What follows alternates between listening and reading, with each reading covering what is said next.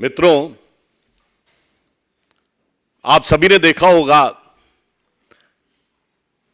कि इस तथाकथित INDIA ऑब्लिक घमंडिया गठबंधन की घटक दल तमिलनाडु के DMK के मंत्री उदयनिधि जो स्टालिन जी के बेटे हैं, उनका जो एक बयान आया है उससे ये मोहब्बत के दुकानदार का असली किरदार अब पूरी तरह उजागर हो गया है। क्योंकि हम ये कह रहे हैं कि ये कोई आइसोलेशन में दिया गया बयान नहीं है। This is not an statement given in isolation, but it is having a complete consequential sequence. आप पिछले कुछ समय से देखिए, बिहार के शिक्षा मंत्री पहले हिंदू धर्म ग्रंथों के बारे में बयान देते हैं, यह भी INDIA ऑब्लिक घमंडिया के घटक दल है। फिर उत्तर प्रदेश में स्वामी प्रसाद मौर्य अभी चंद दिन पहले हिंदू धर्म धोखा है बोल चुके हैं। याद करिए, इससे पहले कर्नाटक में वर्तमान में PWD मिनिस्टर सतीश झारकीवली, जो कांग्रेस पार्टी के हैं, मुख्य घटक घमंडिया गठबंधन का, ये बोल चुके हैं हिंदू शब्द बड़ा गंदा है, जब ये कार्यकारी अध्यक्ष हुआ करते थे कर्नाटक प्रदेश कांग्रेस के।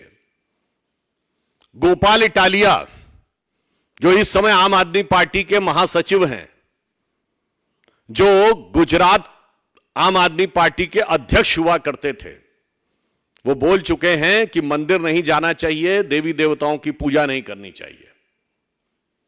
और अब उससे पूर्व के भी दौर की बात याद करें तो जब ये सत्ता में थे, जैसे आज आदरणीय गृह मंत्री जी ने बात याद दिलाई है कि क्या कहते थे, मुस्लिम should have first right over the national resources of India. इन्होंने अपने मन से तथाकथित हिंदू आतंकवाद की पूरी थ्योरी गढ़ ली थी। याद करिए, जनवरी 2013 UPA सरकार के गृह मंत्री सुशील कुमार शिंदे जयपुर में यह बयान देते हैं कि हिंदू टेरर कैंप्स चल रहे हैं, और जब सदन में उनसे पूछा जाता है, आप होम मिनिस्टर हैं, आपने बयान दिया है तो सबूत दीजिए, तो अपना स्टेटमेंट विड्रॉ कर लेते हैं कि मैंने ऐसे ही कहा था। इसलिए ये जो घटनाएं हैं ये केवल ऐसे ही नहीं हो रही हैं। इससे पूर्व भी तमिलनाडु में कोलत्तूर गांव, पेरम्बूर जिला, वहां पर कुछ साल पहले यह कह दिया गया कि मुस्लिम समाज की आबादी 70% हो गई है, तो मंदिरों में पूजा नहीं होनी चाहिए क्योंकि उनकी धार्मिक भावनाएं हर्ट होती हैं। और इसी गठबंधन के घटक दल DMK की सरकार ने उसे एक्सेप्ट कर लिया। वो तो मद्रास हाई कोर्ट ने इंटरवीन किया कि किसी भी समुदाय का बहुमत हो गया है, इसके आधार पर दूसरे समुदाय की पूजा नहीं रोकी जा सकती। केरल से कश्मीर तक सेकुलरिज्म के सारे सूरमा मुंह में दही जमाकर बैठते रहे। और आज जो एक घटना हुई है जिस पर हम आपका ध्यान आकर्षित करने के लिए आए, इस पूरी श्रृंखला को देखिए। और यह जो घटना हुई है, इसमें तमिलनाडु के मंत्री उदयनिधि जिस कॉन्फ्रेंस में पार्टिसिपेट कर रहे थे, उस कॉन्फ्रेंस का शीर्षक क्या था? इरेडिकेशन ऑफ सनातन धर्म।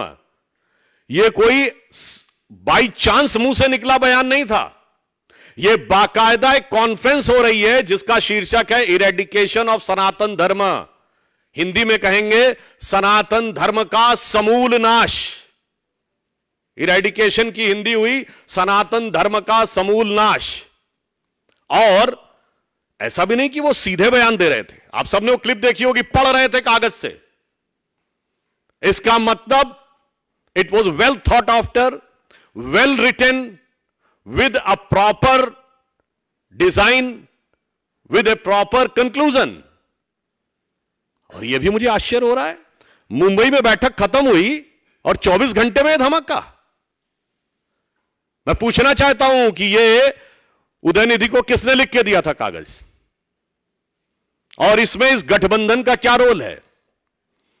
मुंबई में आपकी बैठक खत्म होती है और 24 घंटे के अंदर आप ये बोल देते हैं कौन सी योजना बनाई थी आपने।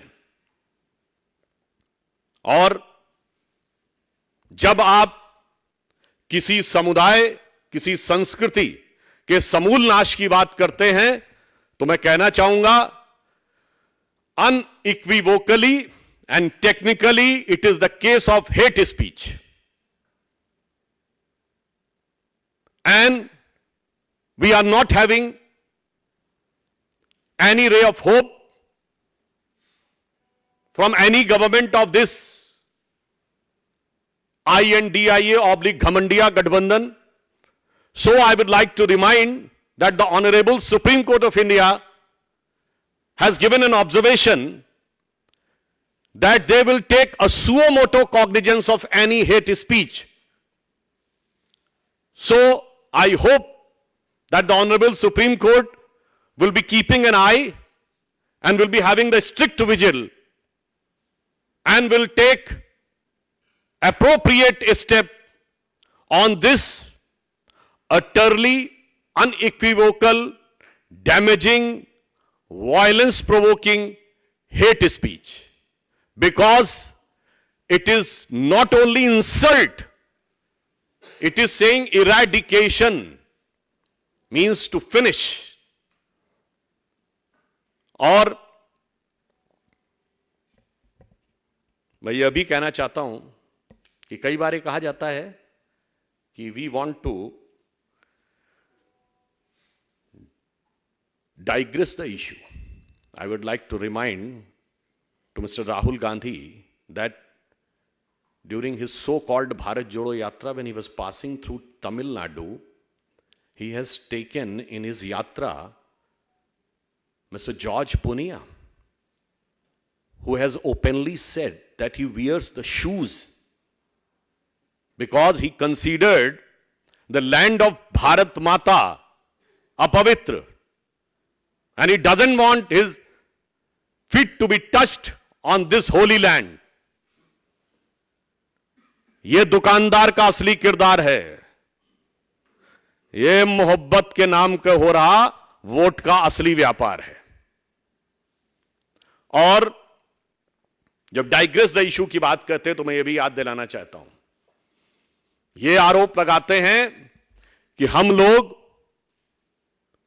हिंदुत्व की राजनीति करते हैं। मैं याद दिलाना चाहता हूं, जब हम प्रधानमंत्री श्री नरेंद्र मोदी जी के नेतृत्व में जिसके ऊपर ये आरोप लगाते हैं, आज मैं पूछना चाहता हूं इस गठबंधन से, we are having the growth rate of 7.8%, which is highest among all the major economies of the world. मैं पूछना चाहता हूं, ये तथाकथित जो कहते हैं हम विकास की बात कर रहे हैं, इनके दौरे हुकूमत में एक साल बताएं जब पूरे विश्व में सबसे ज्यादा ग्रोथ रेट भारत की हुई हो। नहीं है।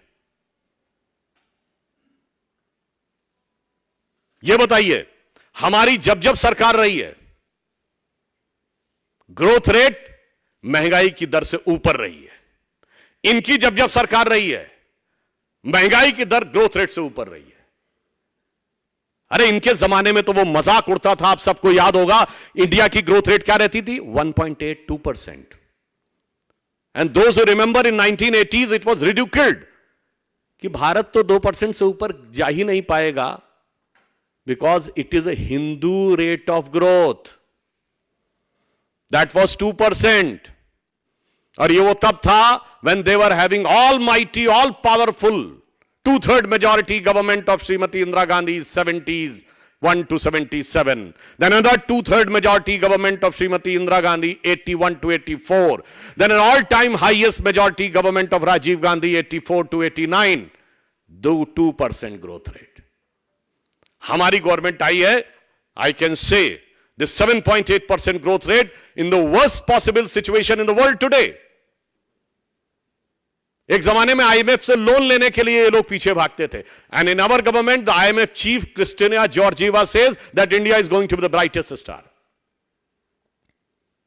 जब हमारी सरकार आई है तो बिल्कुल ऑब्जेक्टिव बात कहना चाहता हूं, हमारी सरकार आने के बाद 4 करोड़ लोगों को घर मिला है, 11 करोड़ लोगों को शौचालय मिला है, हर गांव को बिजली मिली है, हर गांव को सड़क मिली है, 50 करोड़ जनधन योजना अकाउंट बने हैं, 50 करोड़ आयुष्मान भारत मिला है। तो जब इनका एजेंडा साफ है कि हिंदू धर्म का समूल नाश करना है, सनातन धर्म का समूल नाश करना है, तो यह सिर्फ कोई धर्म संस्कृति का विषय नहीं है, यह भारत के समूल नाश करने का आधार है।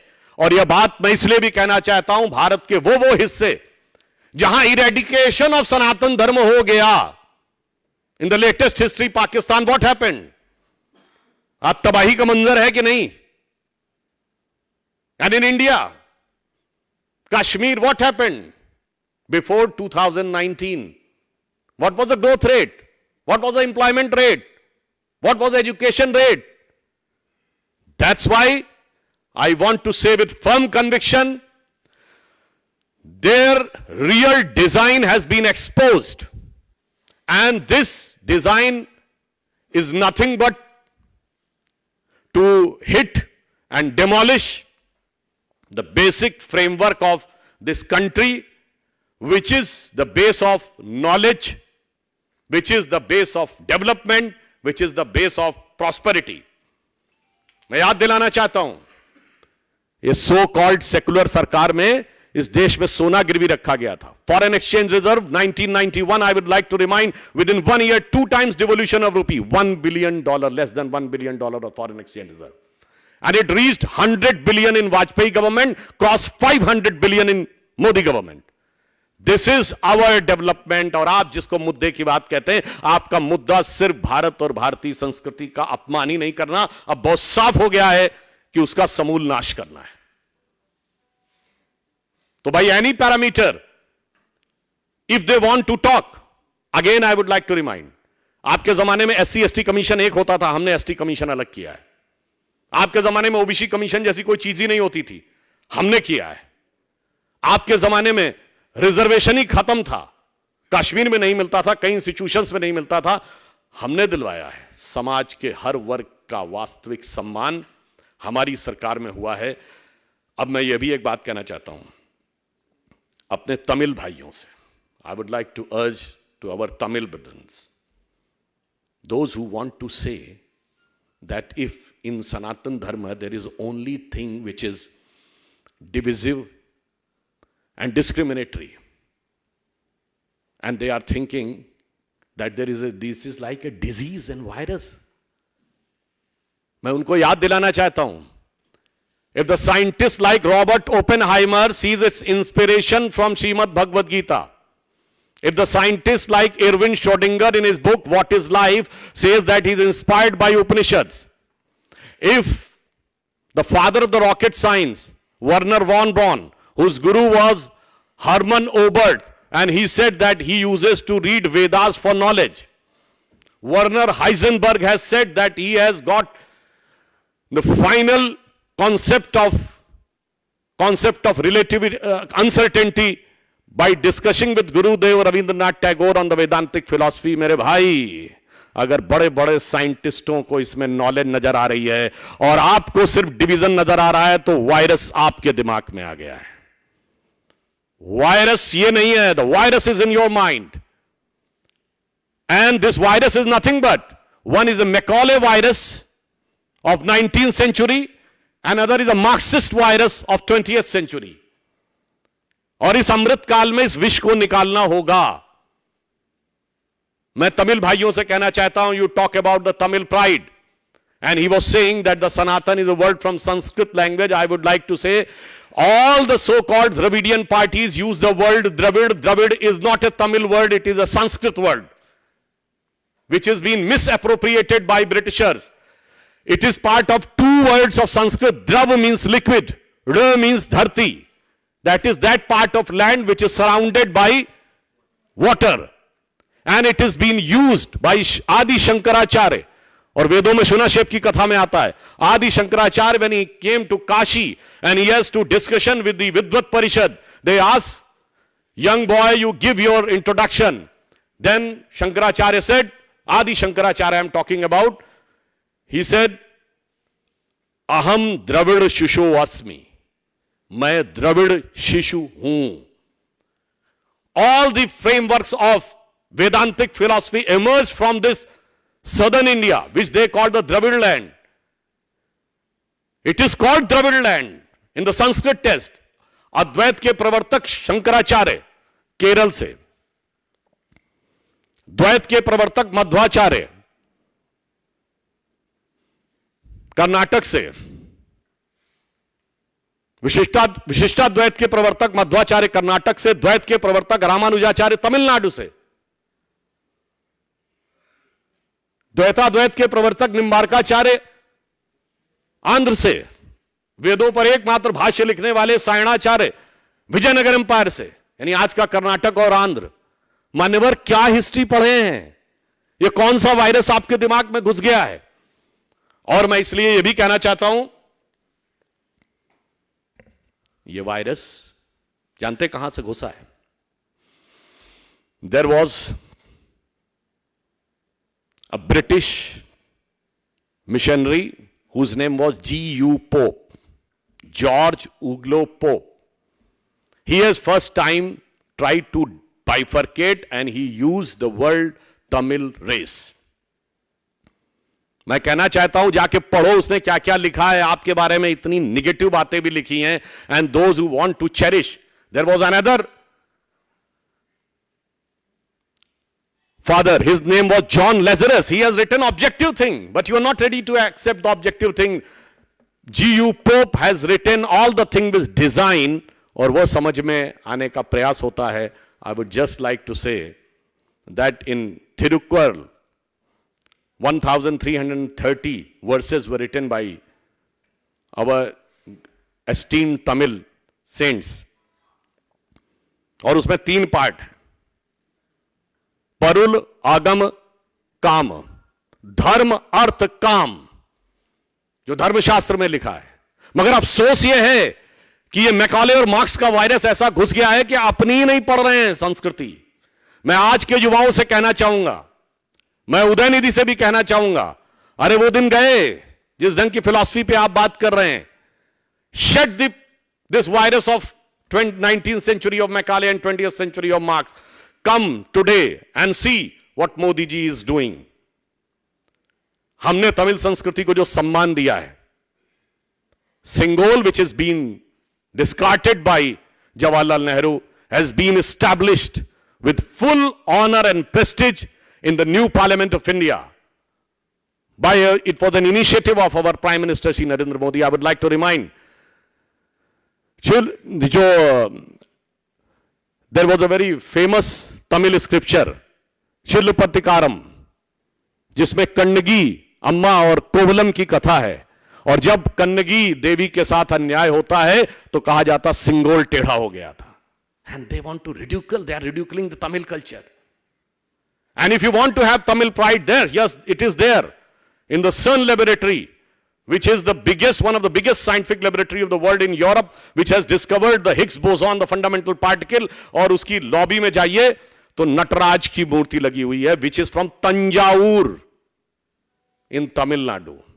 Modi ji has got, you remember the Xi Jinping to Mahabalipuram.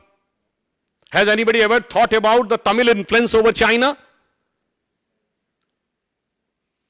Because there was a king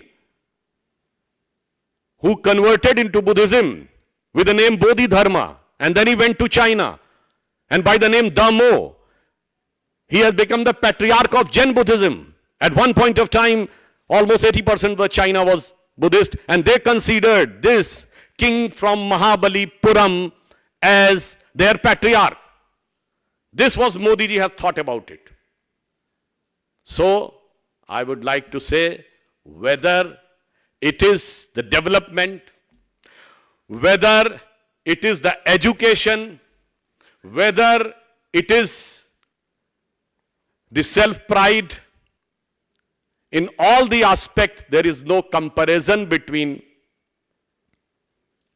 NDA under the leadership of Prime Minister Shri Narendra Modi and INDIA/Ghamandiya under the leadership of Pehchan Kaun. और but this today's instance is painful, this is very damaging, but it is I opening also. अब मुझे लगता है कि राहुल गांधी और Congress party के पास कोई जवाब नहीं रह गया है। उनके मुख का मुखौटा पूरी तरीके से उतर गया है। इसलिए मैं अंत में कहता हूं, हम भारत के जिस विकास की ऊंचाई पर मोदी जी के नेतृत्व में ले जा रहे हैं, यह सिर्फ सनातन धर्म का ही नाश नहीं करना चाहते। They doesn't want just only to eradicate the Sanatan Dharma, they want to eradicate the entire developmental paradigm of the present government. और ये मैं इसलिए बोल रहा हूं, during our childhood, we used to hear today's Chennai, then Madras, was considered one of the most industrially developed city. आज कहां है चेन्नई? पीछे छूट गया। दिल्ली मुंबई से पीछे नहीं छूटा, गुरुग्राम से पीछे नहीं छूटा, बेंगलुरु अहमदाबाद से पीछे नहीं छूटा, हैदराबाद से पीछे छूट गया। क्यों? क्योंकि आप यही करते रहे। I remember during of one of my program in Chennai, I asked the DMK spokesperson कि why the Microsoft has shifted to gone to Bengaluru. They said because the climate there is good and here the climate is hot. So I want to say that you keep on keeping these type of hot climate and the development will get evaporating from there.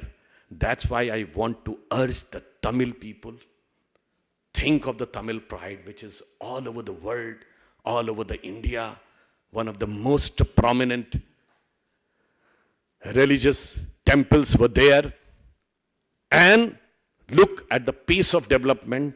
Look at the work undertaken for the poor and downtrodden, and have a clear, categorical vision in your mind कि कौन किसके साथ खड़ा है, कौन भारत के विकास के साथ खड़ा है, कौन भारत के समूल नाश के साथ खड़ा है. हम वी वॉन्ट टू से कि हम उस भारत के साथ खड़े हैं जो अब दुनिया में नई छलांग लगाने के लिए आगे बढ़ रहा है और जिसको पूरा विश्व दुनिया से, पूरे दुनिया भर से सब लोग उसका सम्मान कर रहे हैं. तो मैं एक पंक्ति कह के समाप्त करना चाहूंगा कि अवर विजन इज, स्वप्न देखा था कभी वो आज हर धड़कन में है, एक नया भारत बनाने का इरादा मन में है, बढ़ रहे हैं हम प्रगति की ओर उस रफ्तार से, कर रहा है विश्व भी हमको नमन उस पार से. धन्यवाद.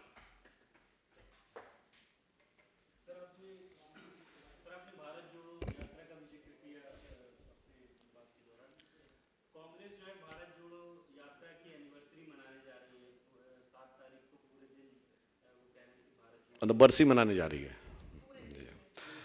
Again I would like to reemphasise, I am having 3-4 clear categorical questions. मैं उसको री एम्फेसाइज कर देना चाहूँ. Number 1, the name of the conference was eradication of Sanatan Dharma. I want a clear answer from Congress party. You are in favour of eradicating Sanatan Dharma और हिंदू धर्म. हिंदी में कह देना चाहता हूं, मैं कांग्रेस पार्टी से साफ पूछना चाहता हूं, आप सनातन धर्म और हिंदू धर्म के समूल नाश के पक्षधर हैं या नहीं? नहीं तो गठबंधन पे क्या विचार है? पॉइंट नंबर 2, वो पढ़ रहे थे उदयनिधि, वो कागज उनको किसने दिया पढ़ने का? पॉइंट नंबर 3, इस गठबंधन की मुंबई बैठक के 24 से 48 घंटे के अंदर यह घटना कैसे हुई? वो साफ करें कि क्या उन्होंने कोई ऐसी योजना वहां बनाई थी?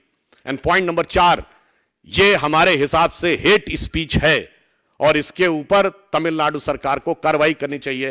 And point number 5, that we urge and request the honourable Supreme Court of India that you have said that you will keep, Supreme Court will keep an eye and will take a suo motu cognizance of hate speeches, that they should examine it and take an appropriate action in accordance with the law. So actually, Rahul Gandhi ne ek diya hai ki the idea of the one nation, one election is attack on the union and all its state. देखिए, अभी वो one collision, one coordination तो कर नहीं पा रहे हैं. तो मानी हुई बात है, वन आईडी वन नेशन, और वन नेशन को वो मानते नहीं है because they considered India is amalgamation of 22 nations, और उन्होंने टू नेशन थ्योरी एक्सेप्ट की थी. तो they don't believe in one nation. They have no concrete design for one coalition and not having any coordination. So obviously they will talk about negative about one election. BJP कहती है कि ये लोग चुनाव जीतने के लिए सॉफ्ट हिंदुत्व का सहारा लेते हैं, लेकिन इसी इलेक्शन ईयर में अगर वो सनातन पर भी अटैक कर रहे हैं तो उसका क्या बड़ा कारण हो सकता है? देखिए, जानते क्या हो सकता है? दो चीजें हो सकती हैं. Either there are certain elements which has been playing in the hand of forces who want to weaken India. और दूसरा हो सकता है कि मुखौटा जितना भी चढ़ाया, मगर एक वर्ड होता ना, कहते कहते दिल की आरजू लबों पे आ ही जाती है. तो जो आपके दिल की इच्छा होती है, वो एक कहावत कही जाती ना, पुराना गीत था, लाख छुपाओ छुप न सकेगा, राज हो कितना गहरा, दिल की बात बता देता है असली नकली चेहरा. तो जब वो हिंदुत्व की बात करते हैं, हिंदू धर्म की, वो नकली चेहरा होता है और ये असली चेहरा होता है. The Prime Minister in his interview to PTI today said so many things. In fact, he had given his vision for India as well. He also dismissed objection by Pakistan and China on G20 meet, saying that we are having these meetings in Kashmir as well as in Arunachal because it is part of the country and we are having it across the country. He also said that we will be developed nation by 2047. How do you see this in comparison to what the opposition likes? During the opposition time, Kashmir Valley was witnessing Bharat Tere Tukde Honge. Kashmir Valley was witnessing the flags of ISIS. Kashmir Valley was witnessing the flags of Pakistan. Kashmir Valley was witnessing Pakistan Zindabad. And they were unable to hoist the national flag on Lal Chowk even on 26th January and 15th of August. And not only this, during their tenure, the most pious mosque of the Muslims in the entire country, Hazrat Bal, was captured by terrorists. During their regime, the biggest Sufi shrine of the country, Charare Sharif, was burnt alive, destroyed. And during our regime, जो कहते थे तिरंगे को कंधा देने वाला नहीं मिलेगा, डल लेक के किनारे तिरंगे की कतार देखिए, और G20 समिट हो रही है. इन्वेस्टमेंट मैक्सिमम हो रहा है, मैक्सिमम टूरिस्ट आ रहे हैं, डेवलपमेंट का बेस आगे बढ़ रहा है. That is the different picture between their rule and our rule.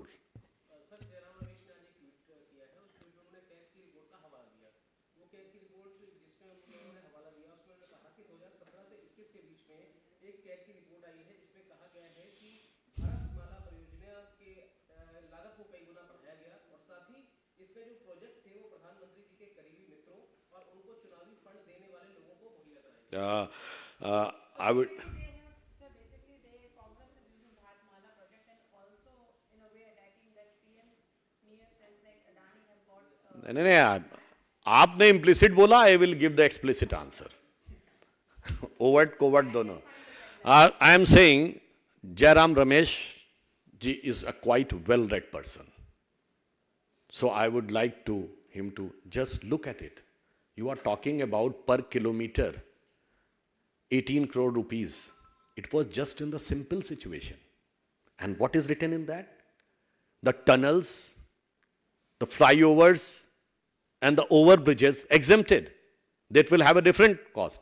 Can we imagine that the making 1 kilometer road on a plain road and 1 kilometer in the tunnel is same cost?